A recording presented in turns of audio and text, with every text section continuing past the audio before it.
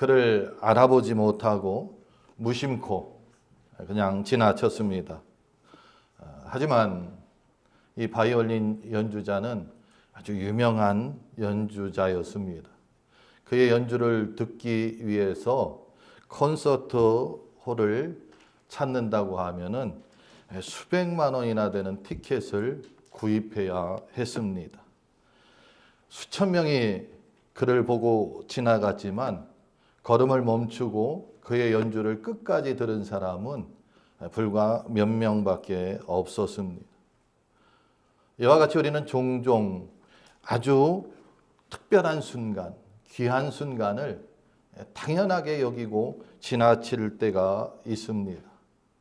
오늘 우리가 읽은 본문, 희년에 대한 이 본문도 그렇습니다. 하나님께서 주신 특별한 절기이자 축복의 시간입니다. 우리는 그것을 제대로 인식하지 못하고 지나칠 때가 너무나 많다는 것입니다. 오늘 우리의 말씀을 통하여서 우리가 희년에 대해서 다시 한번 살펴보고 그 의미를 한번 살펴보고자 합니다. 이 희년은 하나님께서 우리를 회복시키시고 자유롭게 하시는 특별한 은혜의 때인 것을 우리가 성경을 통해서 알 수가 있습니다. 저와 여러분이 한 말씀 한 말씀 살펴보면서 희년에 대해서 다시 한번 우리 마음판에 새기는 복된 시간이 되기를 원합니다. 먼저 우리가 생각할 수 있는 것은 이 희년이라는 것은 하나님의 주권을 인정하는 해라는 것입니다. 하나님의 섭리, 또 하나님의 은혜, 또 하나님의 축복, 이런 것뿐만 아니라 하나님께서 모든 것을 주관하신다 하는 것을 우리가 인정해야 한다는 것입니다. 오늘 말씀 같이 한번 읽습니다. 10절 말씀입니다. 함께 읽습니다. 너희는 50년째 해를 거룩하게 하여 그 땅에 있는 모든 주민을 위하여 자유를 공포하라. 이 해는 너희에게 희년이니. 아멘. 오늘 이 말씀을 통해서 우리가 생각할 수 있는 것은 우리가 살아가는 이 세상의 주인이 누구인가 하는 것입니다. 여러분, 우리가 살아가는 이 세상의 주인은 누구일까요? 각자 그 생각들을 가지고 있을 줄 압니다. 많은 사람들은 종종 우리의 노력과 또 우리의 능력에 의해서 이 세상은 발전하고 이 세상은 변화돼 간다고 생각을 합니다. 그러나 성경에 보면은 그렇게 말씀하고 있지 않습니다. 시편 기자는 24편을 통해서 말하기를 땅과 거기에 충만한 것과 세계와 그 가운데 사는 자가 다 여호와의 것이로다 하고서 말씀하고 있습니다. 이 땅에 우리가 살아가면서 우리의 노력과 우리의 능력을 다 발휘하지만 이 모든 것은 다 하나님의 소유라고 말씀하고 있습니다. 우리는 다만 그의 청직이라는 것입니다. 이 땅에 있는 피조물, 모든 피조세계는 하나님의 것이고 특별히 인간을 하나님께서 하나님의 성품을 닮은 그 모습으로 만들어서 우리에게 이 땅을 맡기셨다는 것입니다. 오늘 본문에 나오는 이 희년을 우리가 살펴보면은 이 희년은 아무 때나 선포되는 것이 아니고 철저히 하나님의 주권에 의해서 하나님의 시간표에 의해서 선포되는 것을 우리는 알 수가 있습니다. 그래서 성경은 뭐라고 말씀하고 있냐면은 매 돌아오는 7년마다 안식년을 가지라는 거예요. 그리고 이 안식년을 7번 하라는 것입니다. 그럼 49년이 되죠. 그리고 그 다음 50년째 되는 해에 선포하라 하고서 말씀하고 있습니다. 우리가 성경을 보면서 7이라는 숫자가 자주 나옵니다. 이 7이라는 숫자는 완전함과 충만함을 뜻하고 있습니다. 하나님께서도 세상을 만드실 때 6일 동안 만드시고 7일째 안식하셨다 하고 성경은 말씀하고 있습니다. 마찬가지로 하나님은 이스라엘 백성들에게 6년 동안은 그 땅을 통하여서 수확을 걷고 7년째는 안식년으로 내버려 두라는 거예요. 땅도 회복할 기회를 주라고 명령하셨습니다. 그리고 나서 이것이 7번 반복되면 희년을 선포하라는 것입니다. 그러므로 이 하나님이 정하신 희년은 그냥 안식과 그냥 충만함이 아니라 완전한 충만이에요. 7과 7이 겹쳐서 나오는 완전한 회복의 시점이라는 것입니다. 그러므로 희년은 우리 인간이 단순히 계산해서 50년이다 이렇게 보는 것이 아니라 이것은 하나님의 때다 라고 우리는 보아야 할 줄 믿습니다. 마찬가지로 우리의 삶의 시간도 그렇습니다. 우리의 삶의 시간을 보면은 우리가 어떠한 때는 언제 성공할지 조바심을 가지고 살아갈 때도 있습니다. 그런가 하면은 언제 내 삶이 안정될지, 그런가 하면은 언제 내 앞에 있는 이 문제가 해결될지, 우리는 그걸 가지고 전전긍긍할 때가 있습니다. 근데 오늘 말씀을 우리 안에 담아둔다고 하면은 하나님의 때가 있다는 거예요. 하나님이 회복시키실 때가 있고, 하나님께서 우리에게 안정을 주실 때가 있고, 하나님께서 우리의 문제를 해결해 주실 그때가 있는데, 그때가 가장 정확한 때라는 것입니다. 그래서 전도서 기자는 말하기를 범사에 기한이 있고 천하만사가 다 때가 있다 하고 말씀하고 있습니다. 시간이 있다는 거예요. 세상의 사람들은 그 시간을 우연이라고 말합니다. 그러나 우리 믿음의 사람들은 우연이 아닙니다. 하나님이 정하신 때라는 것을 우리는 분명히 기억해야 될 줄 압니다. 우리 9절 말씀을 한번 같이 읽습니다. 9절 같이 읽습니다. 7째 달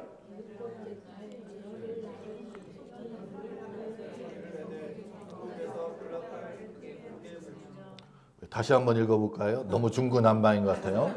다시 읽습니다. 7째 달 열흘날은 속죄일이니 너는 뿔나팔 소리를 내되 전국에서 뿔나팔을 크게 불지며 아멘. 이 7째 달 열흘날 속죄일이죠. 대속죄일이라고 말합니다. 지금 이스라엘 그 원력으로 유대력으로 말하고 있는데 오늘날로 보면은 9월 말에서 10월 초쯤이 됩니다. 이 날 선포하라는 것입니다. 대속죄일에 특별한 날 희년을 선포하라는 것입니다. 아무 때나 선포되는 것이 아닙니다. 이 대속죄일은 이스라엘에서 가장 중요한 절기이고 가장 중요한 때입니다. 왜냐하면 이날 대제사장이 이스라엘의 모든 죄를 가지고 성막에 들어가서 하나님 앞에 속죄받는 날이에요. 우리의 죄가 씻음받는 날이에요. 용서받는 날이에요. 정결케 되는 날이기 때문입니다. 그렇기 때문에 이 날은 아주 중요한 날입니다. 그런데 그날 희년을 선포하라는 것입니다. 왜 희년에 이 선포를 대속죄일에 할까요?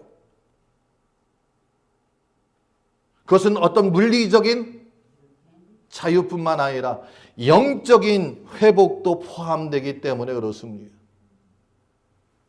제가 방금 말씀드린 대로 대속죄일은 대제사장이 이스라엘의 죄를 가지고 하나님 앞에 가서 속죄받는 날입니다.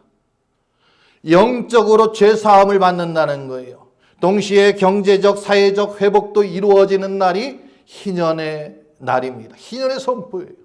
그렇기 때문에 이 선포는 아무 때나 선포되는 것이 아니라 대속죄일에 선포하는 것입니다. 그리고 그 선포로 인한 그 자유는 우리의 노력이나 우리의 능력으로 받아낸 것이 아니라 하나님의 은혜로 주어졌다는 것을 우리는 분명히 기억해야 될 줄 믿습니다.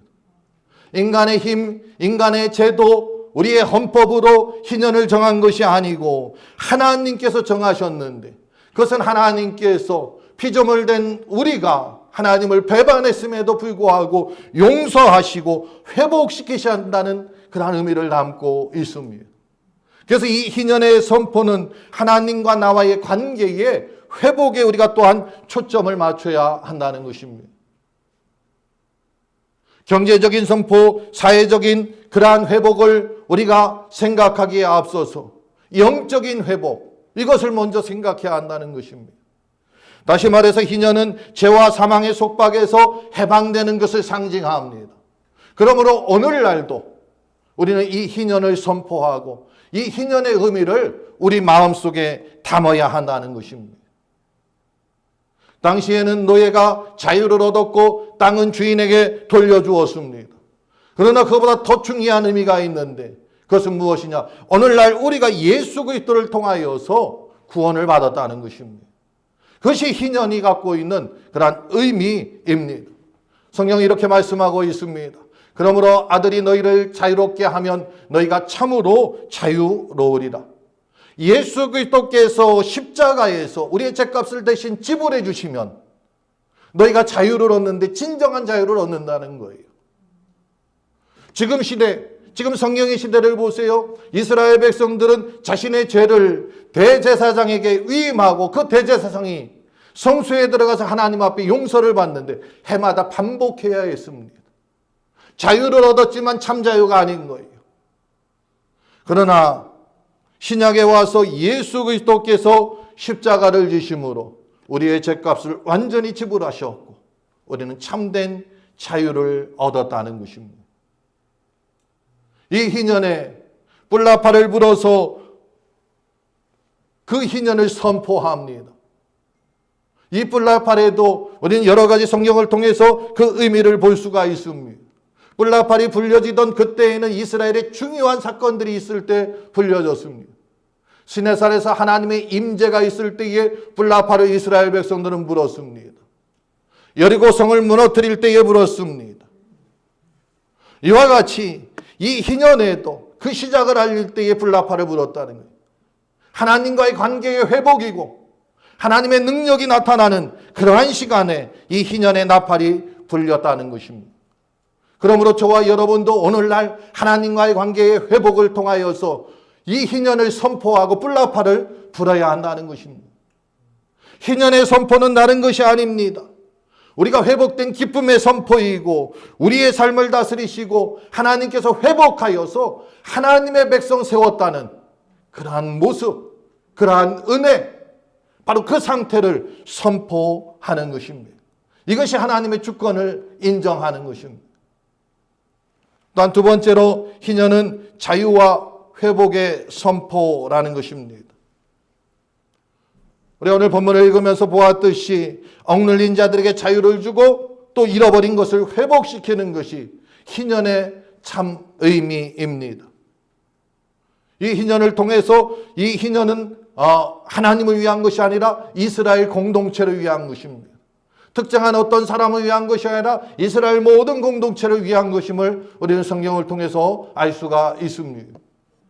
우리 10절 말씀 다시 한번 같이 읽습니다. 함께 읽습니다. 너희는 50년째를 거룩하게 하여 그 땅에 있는 모든 주민을 위하여 자유를 공포하라. 아멘. 여기 보세요. 모든 주민, 이스라엘 공동체 전체를 위한 것이옵니다. 노예였던 자들에게 자유를 줍니다. 잃어버렸던 땅을 다시 주인에게, 소유주에게 돌려줍니다. 흩어졌던 가족이 다시 하나가 되는 해입니다. 이 당시에 이스라엘 백성들은 참 궁핍한 경우가 참 많았습니다. 어떠한 사람들은 먹고 살 것이 없어서 자신의 힘, 자신의 노동력을 팔았습니다. 그래서 스스로 노예로 들어간 거예요. 그래야 먹고 살 수 있기 때문에 그러는 경우가 종종 있었습니다. 그러나 희년이 되면 노예였던 그러한 자들이 해방되는 것입니다. 완전히 그들을 회복시키는 것입니다. 어떠한 끈앞을 붙들고 있다가 내가 필요할 때 끌어오는 것이 아니라 완전한 회복을 이야기합니다. 왜 그럴까요? 레위기 25장을 계속 읽다 보면은 이스라엘은 나의 종이다 하고 하나님이 선언하고 있습니다. 이스라엘 백성들, 그들은 내 종이기 때문에 그들의 궁핍함으로 인하여, 어려움으로 인하여 잠시 잠깐 노예가 되었지만 영원히 지배할 수 없다는 거예요. 그래서 풀어줘야 한다는 것입니다.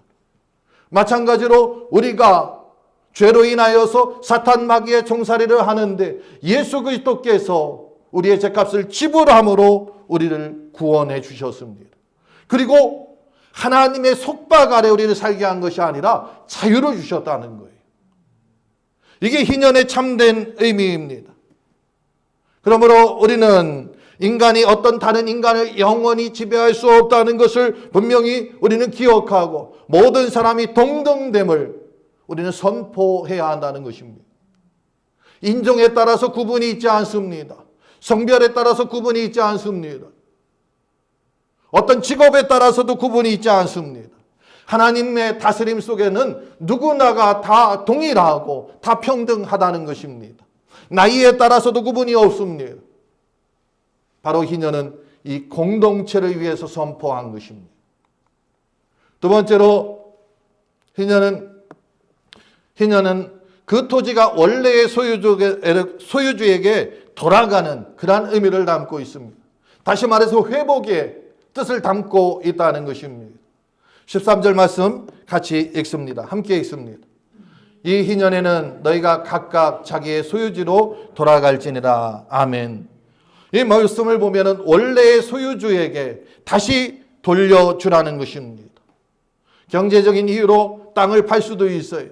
그런데 그 땅을 받은 것이 원래 하나님께서 주신 것입니다. 그런데 그것을 가지고 부를 세습하고 축적하는 것을 하나님이 원치 않으신다는 것입니다. 그래서 다시 돌려주라는 거예요. 하나님의 백성의 어떠한 그 잘못된 그런 모습을 통해서 불평등이 왔지만 때가 되면은 다시 돌려주어서 평등한 방법, 평등하게 살아가는 것을 하나님은 원하시는 것입니다. 그래서 우리가 오늘 읽진 않았지만 23절에 보면은 토지를 영구히 팔지 말 것은 토지도 다 내 것이라. 이스라엘 백성들만 하나님의 종이 아니라 그 토지도 하나님의 것이라는 겁니다. 이것은 우리가 이 땅을 살아가면서 청지기로 살아야 됨을 가르쳐주고 있습니다. 우리가 가진 것, 우리가 소유한 것, 심지어 우리 자녀까지 내 것이 아니고 하나님의 것임을 우리는 분명히 기억해야 할 줄 압니다. 그러므로 우리 자녀를 하나님 앞에 바로 가르치고 바로 세우는 것, 그것이 하나님이 가장 기뻐하는 뜻입니다. 우리의 것도 내 것이라고 생각하지 않고 하나님이 주신 것을 잠시 내가 사용하고 보관하는 것입니다. 세 번째로 희년에 또 다른 중요한 그러한 의미가 있습니다. 희년에는 파종하지 말라고 말씀하고 있습니다. 이것은 하나님의 은혜를 신뢰하라는 것입니다. 하나님의 공급을 인정하라는 것입니다. 하나님의 공급하심을 믿으라는 것입니다. 11절 말씀 함께 읽겠습니다. 같이 읽습니다. 그 50년째 해는 너희의 희년이니 너희는 파종하지 말며 스스로 난 것을 거두지 말며 가꾸지 아니한 포도를 거두지 말라. 아멘. 이 희년이 되면 노동을 멈추라는 것입니다. 하나님이 공급해 주시는 그런 은혜를 신뢰하면서 살아야 한다는 것입니다. 희년이 되면 약자를 돌보고 또 어려운 자를 우리가 살펴보고 힘들고 궁핍한 자들에게 오히려 도와주는 것입니다. 우리가 수고하고 노동하는 것이 아닙니다. 하나님이 주시는 양식으로 살아야 한다는 것입니다. 그래서 12절 말씀에 보면은 이는 희년이니 너희에게 거룩함이니라. 너희는 밭의 소출을 먹으리라. 밭을 가꾸지 않았는데 어떻게 먹을까요? 그 밭에서 저절로 자란 것, 그걸 통해서 이 한 해를 지나가는 것입니다. 하나님이 공급하심을 믿지 않으면 이러한 일은 할 수가 없죠. 하나님을 신뢰하지 않으면, 하나님을 믿지 못하면 우리는 저러한 행동을 할 수 없다는 것입니다. 그래서 희년을 통하여서 하나님을 신뢰하고 하나님이 나의 주인 되심을, 하나님의 주권을 온전히 인정하면서 참된 자유를 누리는 것이 희년이 우리에게 주는 참 의미인 것을 기억해야 된다는 것입니다. 오늘도 희년을 통해서 우리가 하나 깨달아야 할 것은 무엇이냐? 이 희년이 예수 그리스도 안에서 성취되었다는 것입니다. 이 희년은 하나님과 인간의 관계에 회복하는 영적인 의미를 담고 있습니다. 우리가 이미 너무나 잘 알고 있다시피 하나님과 인간은 죄로 인하여서 단절되었습니다. 아담의 범죄함으로 인하여서 인간은 에덴에서 쫓겨났고요. 그 죄값으로 죽어야 됩니다. 이미 영적으로는 죽었고 육적으로 이제 사망하면은 지옥 형벌을 받을 수밖에 없습니다. 관계의 단절입니다. 그런데 희년을 통하여서 다시 영적인 회복을 우리에게 분명히 있을 거라는 것을 가르쳐 주는 것입니다. 그런데 그것이 언제 이루어졌느냐? 예수 그리스도 안에서 성취되었다는 것입니다. 이 희년이 선포되면은 억압받던 자들이 해방되고 모든 것이 새롭게 되죠. 마찬가지로 예수 그리스도 안에 들어오면은 우리는 죄의 억압에서 사탄의 굴레에서 우리는 해방됩니다. 우리는 모든 것이 새로운 것입니다. 우리가 그리스도 안에 있으면 새로운 피조물이라고 선포하고 있습니다. 마찬가지입니다. 희년의 원리와 같은 것입니다. 예수님은 공생애를 시작하면서 희년의 성취자가 당신이면을 선포하고 있습니다. 누가복음 4장 18절부터 함께 있습니다. 같이 읽겠습니다. 주의 성령이 너희에게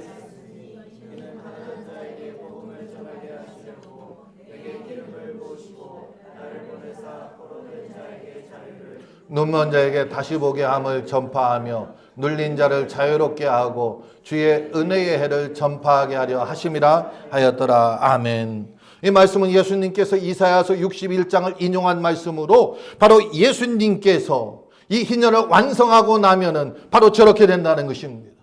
성령이 임하니까 가난한 자가 복음을 전하게 되고 포로된 자가 자유를 얻고 눈먼 자가 다시 보게 되고 눌린 자가 자유롭게 되고 회복되고 새롭게 된다는 것을 가르쳐주고 있습니다. 구약의 희년을 통하여서 물리적으로 사회적으로 정의가 세워지고 새롭게 되었습니다. 그런데 신약에 예수 그리스도께서 이 희년을 완성함으로 인하여 죄와 사망에서 죽을 수밖에 없는, 아니 죽었던 우리가 다시 회복됐다는 것입니다. 죄에서 해방되었다는 것입니다. 예수 그리스도의 십자가를 통하여서 죄의 종이었던 우리가 하나님의 자녀가 되었다는 것입니다. 희년은 바로 여기에서 완성된 것입니다.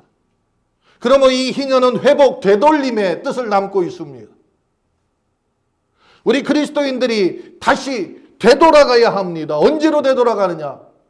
하나님이 인간을 창조할 때 하나님 왜 창조하셨는지 바로 하나님과 교제하고 하나님과 함께하기 위해서 창조하셨습니다. 이 땅에 죄가 들어와서 이 땅이 무너졌을 때에 하나님께서는 새 하늘과 새 땅을 창조하신다고 말씀하고 있습니다. 다시 회복시키시고 우리를 하나님의 자녀로 돌아가게 하는 것, 그것이 희년의 참된 의미라는 것을 기억해야 할 줄 압니다. 저와 여러분은 이 의미를 알고 우리의 삶 가운데 희년의 정신을 실천해야 될 줄 믿습니다. 초대교회 성도들은 예수 그리스도를 믿을 때에 그들은 희년의 정신을 실천하였습니다. 사도행전 4장 32절에 보면은 그들의 삶을 이렇게 이야기하고 있습니다. 같이 읽습니다. 믿는 무리가 한마음 한뜻이 되어 모든 물건을 서로 통용하고 자기 물건을 조금이라도 자기 것이라 하는 이가 하나도 없더라. 아멘. 이 말씀을 통해서 보면은 내가 누리고 내가 살고 내가 쌓아놓고 있는 것이 아니라 내가 누렸는데 살펴보니까 그러지 못한 사람들이 있어요. 나누었다는 것입니다.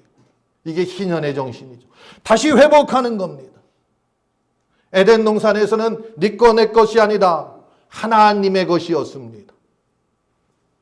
오늘 우리의 삶 가운데에 우리가 가난한 자를 돕고 억눌린 자들에게 자유를 선포하고 예수님 안에서 참된 자유와 회복이 이루어질 때에 이 희년이 예수 그리스도 안에서 완성되었는데 오늘 우리의 삶 가운데서도 완성될 줄 믿습니다. 저와 여러분의 삶을 통하여서 이 기쁜 소식을 세상에 전파하고 또 그 하나님의 사랑과 하나님의 은혜를 나누는 하나님의 사람들 되시기를 주의 이름으로 축복합니다. 우리 다 같이 일어나셔서 찬양하겠습니다.